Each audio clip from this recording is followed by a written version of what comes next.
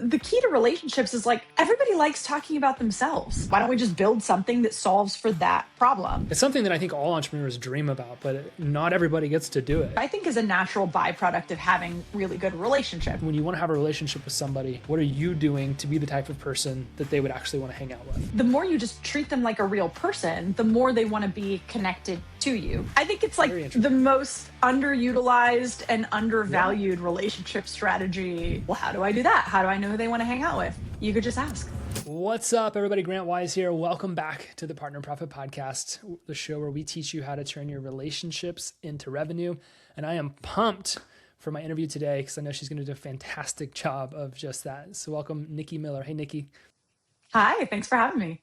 Yeah. Thank you for being here. For anybody that's listening that may not know much about you, give us a little bit of the backstory. How'd you get to where you are today? My short backstory is that I sort of grew up in real estate and followed a similar trajectory that a lot of people do. I started as a solo agent and built my business sort of methodically, doing the work that everybody tries to avoid, and ended up building a fairly successful solo agent business, moved on to struggling through building a team, and eventually became the CEO of what at the time was the largest brokerage in California. And it was there that I realized that both brokerages and agents were trying to solve for very similar problems.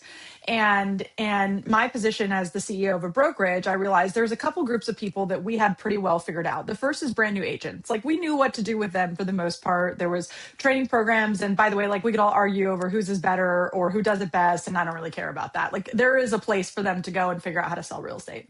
We also had figured out how to support teams and how to grow their businesses and give them the resources, and companies were starting to pop up to do that at an even higher level. But then you had this whole group of people that lived in what I lovingly call the messy middle, who were not brand new agents and who were not agents on a team or desiring to build a team. So it was a bunch of individual agents, which makes up our largest body of people inside real estate, who didn't want to build it themselves, right? Like, they didn't want to build their own team. They didn't want to join a team, but they needed support and they needed leverage. And on the brokerage level, that was our biggest revolving door, our biggest challenge, like my biggest time suck. And so I said, we need to just solve for this problem. This is obviously our largest problem. I bet that it's not just our problem. I bet this is brokerage wide. I bet this is nationwide in the world of real estate. And so I found myself, Grant, at this mastermind one day with, I'll call them the powers that be in real estate. And we were trying to solve for this problem. We were trying to figure out how to better support individual agents. And we were all sort of talking in circles. And I finally raised my hand at one point and said, has anyone just asked them? Like, has anyone just considered asking this group of individual agents what they want? And I'll never forget, I had someone whose name everybody who knows real estate would recognize, but I won't name, lean over the table to me and say, Nikki, if Ford had asked people what they wanted, they would have said faster horses. And I leaned back over and I said, but they would have said faster. And most people can't name that which they haven't seen. So they wouldn't have said, we want cars to help us go faster. They all they knew in transportation was horses. So they would have said, we want to get to where we want to go faster, but we don't really understand the vehicle through which we're able to get to that. In this case, literally, right? And so I said, these agents want this specific outcome, which is what they wanted: all the economies of scale, all the support, all the benefits, all the infrastructure of having a team around them, but they didn't want to build it themselves. They didn't want to take on the overhead and complexity, but they also didn't want to join a team and give up their brand. I said, well, why don't we just give them that? Why don't we just build something that solves for that problem? And everybody was like, nah, let's not do that. So that's what I went out and did. So I built a first of its kind leverage platform that was very exclusively and specifically designed for solo agents. I launched that company, self-founded and self-funded. I launched that company in January of 2021. And over the course of a couple years, we grew it very rapidly. And by year 3, we were supporting hundreds of locations in hundreds of agents in hundreds of locations. And then in March of 2024, I sold that company to Movoto, which, if you're not familiar, is the largest privately held real estate search engine in the country, and then finished my tenure with them in August of last year. I was just sharing with you, I took a couple months off to go hang out in Europe with my family, and then came back as the VP of growth for Place, which I'm super excited about. So we're a platform that supports teams very holistically inside their business and creates connectivity on technology through our platform and through ancillary businesses within real estate as well. Man, that is awesome. I do remember, I think around the time that you launched that, because it was kind of when I got introduced to you and somebody explained the business model to me. I thought it was very smart. Obviously, you had a lot of success. So that's really cool. Really cool. I'm sure you learned a lot of lessons selling your company and kind of exiting that. Was that a first time for you? Yeah, that was my first time selling a company. So I had purchased companies prior to that, but had never sold a company that I self-founded and built. So that was a really cool experience. And as anyone would know who's been through that, I learned a lot through that journey as well. Oh man, I'm gonna have to get you on a separate podcast just to talk about that because that I sounds could do like super a three fascinating. hour podcast on just that, Grant. I can imagine so. It's something that I think all entrepreneurs dream about, but not everybody gets to do it. And so it's I would imagine a fascinating experience. Okay, so when I say, Nikki, like how do I turn my relationships into revenue? Where does your mind go? How do we do it? I would say that you don't approach relationships as revenue. And I like how you put that by like, how do I turn them into, which I think is a natural byproduct of having really good relationships. I think when you Yeah. get into the right relationships, and you know the old adage goes like you are the sum of the five people that you spend your time around. So if you're spending your time around people who uplift you, people who challenge you, people who raise what you think is possible, you will naturally drive yourself towards higher revenue, right? In this case, like whatever that means for you, whether it's through your business, whether it's through your personal growth, whether it's actually financial, like whatever that looks like. But I think that I'm sure I've said this on podcasts before, that if there was one thing that I could go back and do better earlier in my career, it would be exactly this. Like part of the reason I wanted to come on and have this conversation with you is because I wish that someone had told me to spend more time cultivating, leveraging, and growing and fertilizing my relationships, which I think I started to do naturally in business just because that's who I am. But I didn't do it intentionally at the beginning. I didn't spend as much time on it as I should have. I wasn't as intentional about it as I should have been. And I can tell you that you could take everything away from me today and I could go out and rebuild it. And if you said, Nikki, there's one thing that you can keep, like I'm going to take all your money, I'm going to take all the success, I'm going to take all the knowledge, but there's one thing that you can keep. You get to decide what it is. I would keep my relationships. That would be the one thing that I would say I want to hold on to that one, because unfortunately it's not something. I think sometimes people try to like fake this, you know what I mean? Yeah. And they tried to be like, oh, I met you at this thing, so now we're best friends, and like you owe me a favor, or I'm Yeah. gonna try to Yeah. I'm gonna sort of try to fake this relationship so that I can get something out of you, and that just feels so inauthentic, and we know it, right? Especially those of us who have very real relationships inside business and outside. And so I think that what a lot of people miss in relationship building is that it's about authenticity and about making real connection and about becoming the type of person that somebody who you aspire to be like would want to be around, right? So really relationships is an inside game that ends up helping you on the outside. And I would offer to anybody listening to this that that would be my first quest. If I was like early on in the relationship building game, I would say, well, how do I just become, right now I'm just going to focus on becoming the type of person that people want to hang out with, that people want to be around. And then I'm going to focus on how I add value to this relationship. And if you can do those things, then the revenue is a natural byproduct of doing that. Yeah. I wholeheartedly agree. I saw a post, I think it was maybe just before we got on, and it was something like the consequence of an innovative society is that we all know what it means to be more human or something along those lines. And it was like going back to your point about developing real relationships with people is like we're all becoming so akin to the BS. I've had so many Yes. people on the show say that we're in a trust recession. And with the rise of AI and Yeah. content and all the noise is like people are getting so good at being able to decipher like who is a real person and who is not a real person. And I think that Very is much so. so fascinating. Well, I think what's even more fascinating is you said a second ago that you would focus on becoming, an interesting person, somebody that people wanted to be around. How would you do that? How do we do that?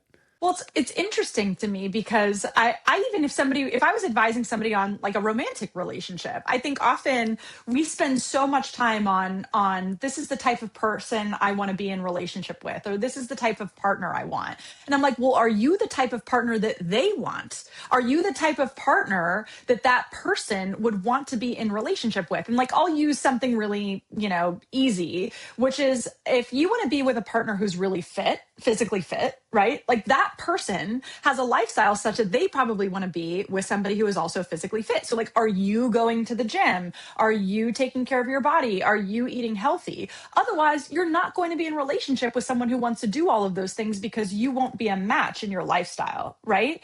And so I think we often make the mistake in business of like, I want to be in relationship with that person. And to which I would say, well, do they want to be in relationship with you? Do you bring value to them?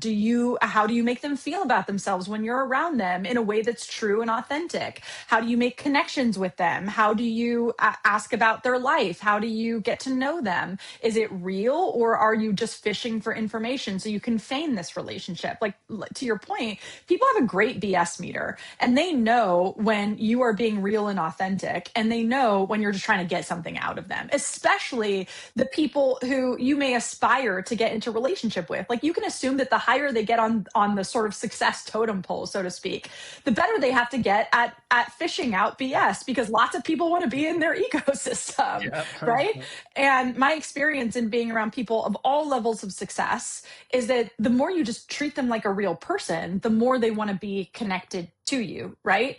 And so I think that's important to remember, is that like put aside their resume, would you want to be friends with them, and would you want to be connected to them? And if the answer is no, then just don't cultivate that relationship. Like, you guys just aren't a match. It's such a good point. Relationships really are a mirror. And I think that a lot of people think about like, what can I do out there? And they don't always think about like, no, what can I do in here? Yes.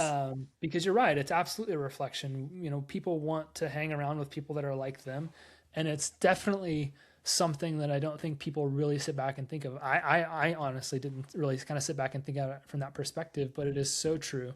It is so true, and really, I think that that's the truth at the highest levels. I don't really typically like name dropping or stuff, but just to kind of feed into the point. I was at dinner last week in Nashville, and I got to sit by the CEO of Remax, Eric Carlson. Really nice guy, super nice guy. Was formerly the CEO of Dish, and we got to just sit there and talk about like, what was the big aha that you had at Dish, and we dove into strategy, which is something that I'm a huge fan of, is business strategy. I love studying that stuff, and I love developing strategy for businesses. It's really fun. So we didn't have that kind of a conversation. I'm sitting there like, okay, I'm this like 35-year-old kid sitting here at dinner talking to this like really cool CEO of this company. But we got to connect on like the stuff that I'm really good at and the stuff that he's really good at, like the business stuff. And so when you work with or work around people that are even at the highest levels, like they're just people. They just have a little bit of a different status than a lot of people think. We put so many people on a pedestal. That is an amazing point. When you want to have a relationship with somebody, what are you doing to be the type of person that they would actually want to hang out with? Yeah. I think it's like the most underutilized and undervalued relationship strategy there is. And like I said, this comes up a lot when I'm having conversations with people who are trying to get into the right romantic relationship. They'll describe their perfect partner. I'm like, great. Well, are you the person that partner would want to be in relationship with? And by the way, same goes for business. Do you want to be in relationship with this type of business owner? Would they want to be in relationship with you? Is the value that you're bringing a mirror to the value that they're bringing? Or do you have a lot of red in your ledger on day one? And if that's the case, it doesn't mean that you guys can't be in relationship, but it means that at some point you have to equal out. Otherwise, that person likely won't want to stay in relationship with you. 100%. The lopsided thing never really seems to work out, no matter how well-intentioned people are. Yeah, I mean, everybody knows relationships are like the ultimate group project. We all did the group project in school where you have like one person doing all the work and doing the heavy lifting. And we didn't want to be in that group with that person. Like, we didn't want to be in relationship with that person, and we didn't want to be on their team, so to speak. And it's the same when we get into business or when we get into life. We don't want to be in the group project with someone who's not willing to pull their weight or not capable of pulling their weight. Oh, it's so true. Okay, getting to adding value. I know this is going to seem like a really maybe simple-minded question, but how do you know how to add value to the people that you're trying to, do business with or to partner with or to get into a relationship with? You listen, you ask good questions and you listen.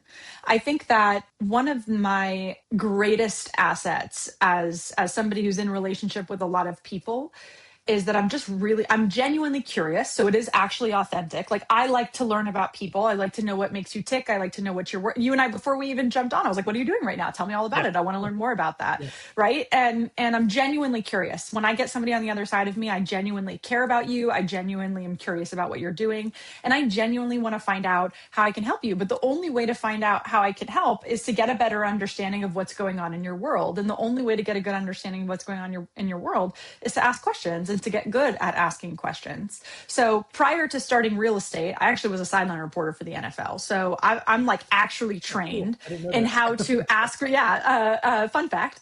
So like I'm actually trained how to interview and ask really good questions. And I always, if I'm going to a networking event or I'm going to a real estate event or whatever it is, I always prep a couple questions that I can just have ready. Contrary to what I think most people would think, given what I do in the industry and in the business, I'm not super extroverted. I get like a lot of anxiety if I have to make a bunch of small talk with people because I'm not good at it, and frankly, I don't like it. Like I don't do the surface level like how's your day going. I'd rather get into what's actually going on in your life and like what's actually going on in your business. So I always have a few questions prepped that I can ask, like, tell me something you're really excited about right now, or tell me something that's keeping you up at night, or tell me something that's been really challenging for you. And if I ask a good question like that, you're going to answer, and then I'm going to do what most people forget to do, which is listen. And you might tell me like, oh, I'm trying to, I don't know, get around to funding for my business. This just happened the other day. I was speaking at Inman Connect in New York, and I met up with a friend that I had there, and I said, hey, like, what are you working on right now? He's like, actually, I'm trying to get around to funding. And I said, oh, like, who are you in conversation with? This person, and this person. I'm trying to get in conversation with this person, and I've emailed them and I've texted them and I've tried to be in front of them a million times, and they just like won't give me the time of day. I'm like, oh, well, just so happens that person's a really good friend of mine. I'm going to be in this place hanging out with them in 2 weeks. Could you get there? And I'll introduce you guys in person. I introduced them in person, and they're now in conversation to have them be a first round investor in what is a great opportunity for both of them. And so like that type of thing happens when you ask good questions and you listen, and you can be a connector for people. And by the way, I get no benefit from that. There's no benefit that I get other than seeing two of my friends who are both great people get into relationship together. And to me, that's a huge benefit. But in terms of the actual sort of like relationship and business itself, there's nothing in it for me other than being of value. But now I'm of even more value in both of those relationships because of the connection I made, because of the questions I asked, and because of the fact that I listened. Does that make sense? Oh, 100%. Yeah. It's so good. I'm like you. I think people call it an introverted extrovert. I don't really, if you put me in a room with like five people, I'm probably not going to talk. But if you put me on a stage with like 5,000, I'm going to crush it. And I've never really been able to explain to people why I'm like that. But I always love to have my questions preloaded, especially if my wonderful wife kind of drags me to a dinner or something like that with people that I don't know. I'm always going to try to ask questions so that I don't have to talk that much about myself. And I actually like that. I like talking, or I like asking questions and just listening because I'm very curious, like you. I like to learn about people, and I find it fascinating. But I don't really tend to like to talk about myself that much. So yeah, I can totally relate to where you're at. But I think that that's such a great quality, Grant, because the key to relationships is like everybody likes talking about themselves. Like if you can just Yeah. make it all about them, people will love you. I always laugh when we walk away from a conversation and I've just asked really good questions, and I'll find out from a friend later they're like, "Oh, so and so met you, they loved you." I'm like, "I didn't say anything the whole time. I just asked they just talked about themselves the whole time." Which by the way, people love, and I love it too. I'm like, Yeah. "I genuinely do want to get to know you." So I love that you talked about yourself the whole time, and I love that I know you better, and I love that you felt good about that conversation. That's a total win to me. 100%. My favorites are when we end in dinner and they're like, "Oh my goodness, I talked the whole time. I don't know. I didn't get to learn anything about you." And I'm like, Yes, Win. that was by design. But it was I really think nice to Grant, get to that's know you. because I totally resonate with what you said. I'm like you. I'm like, I put me on a stage in front of 5, 10, 15, 20,000. I don't care. I'm good. Like I'm happiest there, but it's because there's no conversing. Like it's a Yeah, one to many 100%. conversation, right? You're not having a conversation with anybody. You're just talking. And Yes. so it's just a completely different experience. Whereas like if you put me at a dinner party with a bunch of people I don't know, it's like, it's my hell. Yeah. It's my hell. Yes. I would agree with that wholeheartedly. Okay, so I have a couple more questions. You said a few minutes ago that if, somebody came to you and they're going to take away everything, but you got to pick one thing that you would keep, it would be the relationships that you've developed. So I'm going to come at you from that angle. What if somebody took away all of the relationships you had, but knowing how valuable that is, you had to go develop new relationships? How would you do it? I would very intentionally seek out people first that I felt like I could learn from who had skill set, which I still do. I will cold reach out to people all the time, or I will find someone who can connect us where I'm like, that person is really good at this thing that I'm not good at. And I've spent enough time in business to know that very rarely are these skills born skills. Most people cultivate them over time. And so if somebody's really good at something, I will figure out a way to get in front of them to just learn how they became good at that thing. And especially if it's something obviously that I want to get good at. So that's probably how I would start, with figuring out people I could learn from. And then depending upon what I was trying to build, I would figure out people who had connectivity to it. In other words, like that could be someone who had built something similar and had been before me, so I could learn from them. Or that could be someone who had a business that was synergistic and I would get in relationship with them. And then outside of like, if I, that to me is sort of business focus. And outside of that, on the personal side, I would make every effort to get around people that I aspired to be like. I would make every effort to become the type of person that people that I aspired to be like wanted to hang out with. And by the way, if somebody's listening to this and saying to themselves like, well, how do I do that? How do I know who they want to hang out with? You could just ask. I have every single close friend I have in my life. They will tell you, I make them have an awkward conversation with me at some point that goes a little something like this. Like, Grant, you and I will probably have the same conversation at some point. I'll say, Grant, how can I be a great friend to you? And like, it's going to create a conversation between us where it makes you think like, what is a great friend to me? How can I be a great friend to you? And you might Mm-hmm. say, oh, like, I just need you to pick up the phone when I have a girlfriend who's like, I just need you to pick up the phone when I call. So she's my friend, where if I miss her call, I'll text her and say like, I'm doing this, or I'm unavailable right now, I will call you back within this time frame. Right. I have another friend who's like, I just want to see you whenever I can see you. Like, and by the way, every time we pick up that experience together, it's like we saw each other yesterday, but sometimes we'll go a year without seeing each other. But if we're in the same place at the same time, we always make an effort to see each other. And if it's been too long, then I'll make sure that I make an effort to see her. Right. And I get a different answer from every person that I'm in relationship with. And by the way, you should do this in business too. How can I be a great partner to you? How can I be a great business partner to you? You have to ask the question and they'll tell you. And by the way, it'll make them identify what is important to them. So you don't have to guess. I think, yeah, just talk to people. I think that Yeah. it's very interesting. We've gotten to a place in society where people are like unwilling to pick up the phone. I have somebody that works for me who I love to death. Lex is amazing, and she will probably listen to this. So yes, I'm talking about you on the podcast, Lex. But when she first started working with me, she like all but refused to pick up the phone and call anybody. It was only email or support based communications, and I would talk constantly. I'm like, okay, how have you tried to communicate with them? And they're like, well, I sent an email. So have you thought about calling them? It's like, that makes me uncomfortable. It's like, I don't like that. yeah, it might make you uncomfortable because you like are refusing to do it, but you can do hard things. Now she will like, at a moment's notice, pick up the phone and call anybody. She's fantastic. But it is fascinating to me, especially how younger generations, they just kind of like refuse to talk to each other. It's like, if you just pick up the phone and talk to people, they want to talk to you too.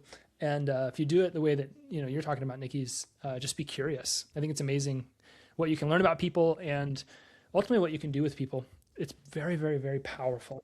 I was just going to say, I think it's interesting because I say often to young people, I think today, one of the things that we value most is someone who can, understand technology at a really high level, or code, or like whatever it is, right? And I think the next phase of skill set that we'll value, the next sort of generation skill set that we'll value, is people who have the ability to communicate. I genuinely believe that the next cultivated skill set will be people who can like actually talk to people. Man, I could not agree more. That is such a fun thing to think about. And I would absolutely agree. You can kind of see the writing on the wall there if you sit and think about it. Yeah. Okay. I always like to ask this last question before we part. I want to respect your time. What is the number one way that we, as the listeners of the Partner Profit podcast, can partner with you? How can we walk alongside and support you right now? To this point, I love connecting with people, and I love social media for that reason. To me, social media is just a connectivity platform when you use it right. Like, I like to follow people's journey. I like them to ask questions, like to tell them, for people to tell me what they learned or what they're using or what they're doing, and for us to be able to connect there. So find me on Instagram. I'm just the Nikki Miller, and tell me if you listen to this, what you got out of it, and how you're using it, and how it benefited you, and how we can be in relationship. I love it. We'll make sure that we link up all the ways that people can, or your Instagram handle rather, so that people can connect with you. And I highly encourage you to do that. Nikki, I've not gotten to talk to you often. Obviously, I've known of you for a while, and I hope I get to talk to you more often. This was a fascinating conversation, and I really appreciate you spending some time with us today. Likewise, this is the start of a new friendship, Grant. I'm excited. Yeah, there we go. I love it. Okay. Thanks, Nikki. And thank you all for continuing to listen to the Partner Profit podcast. This has been another amazing conversation, and I cannot wait for the next one. We'll see you. Peace.